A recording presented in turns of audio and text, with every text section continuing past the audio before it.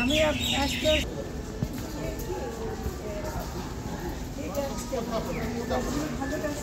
হ্যাঁ স্যার আমি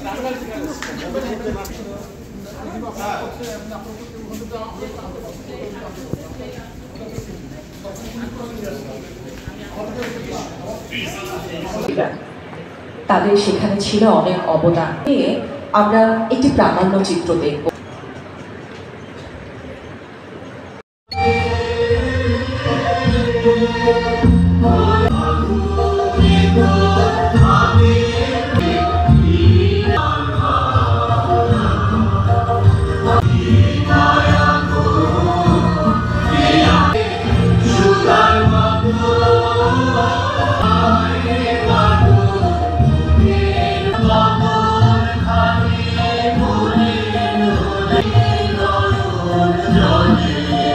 নিয়ে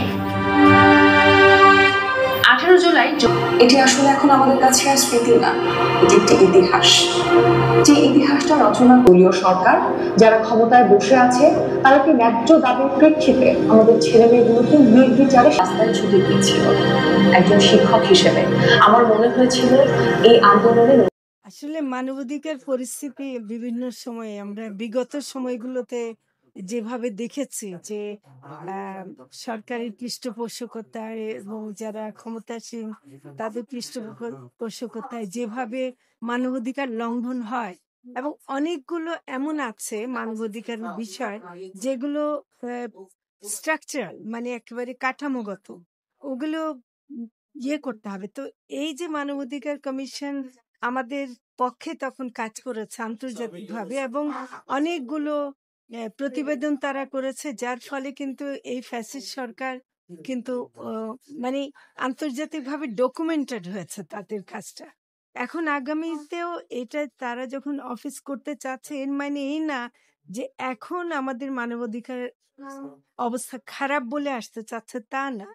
এটা হলো যে এরকম একটা অফিস থাকলে যেই আসুক ক্ষমতায় তারা সবাই প্রত্যেকে একটা থাকবে যে আমাদের মানবাধিকার রক্ষার বিষয়ে আমরা খুবই সচেতন এবং আমরা সেটা রক্ষা করতে চাই। এবং যেহেতু জাতিসংঘ এই ব্যাপারে সক্রিয়, তারা তাদের অফিস রেখে এটাকে করতে চাচ্ছেন, আমরা তাতে সম্মতি জানিয়েছি। এটাই না, আমরা তো প্রত্যেক সময় চাই শান্তিপূর্ণভাবে সবকিছু হ্যান্ডেল করতে। তো সেটা হলো যে, এবং আমাদের এই সরকারের একটা যে আচরণ সেটা হলো যে আমরা অহেতুক কোনো কাউকে আমরা মানে লেথাল ওয়েপন ইউজ করা বা কোনো কঠিনভাবে মানে দমন করতে চাই না।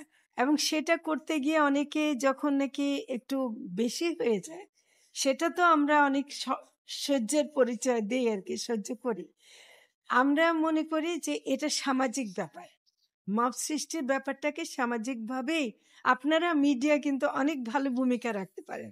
যে মব সৃষ্টি যেসব কারণে হয় সেই কারণগুলোকে আমাদের অ্যাড্রেস করতে হবে, এবং সেটাই আমি মনে করি যে করা ভালো। মানে এখানে সরকার কোনো ধরনের বাড়তি দমনমূলক ব্যবস্থা নেওয়ার পক্ষপাতী না।